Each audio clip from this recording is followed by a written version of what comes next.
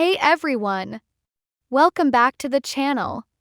Are you trying to access apps or content that's only available in a different country on the Google Play Store? In this full guide, I'll walk you through how to change your country on the Google Play Store step by step directly from your phone. First, open the Google Play Store app and tap on your profile icon in the top right corner. From the menu, choose Payments and Subscriptions. This will take you to where your payment information is managed. Next, tap on Payment Methods and scroll all the way down until you see More Payment Settings.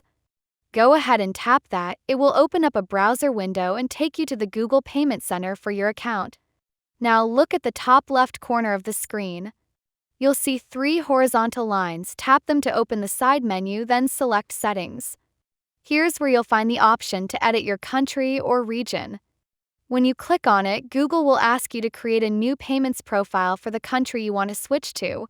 Tap Create New Profile, then click Continue. Now, just select the country you want your Play Store set to. After that, hit Continue again. Complete the process, enter a valid street address and postal code for that country. Once done, click Submit to save your new profile settings. That's it.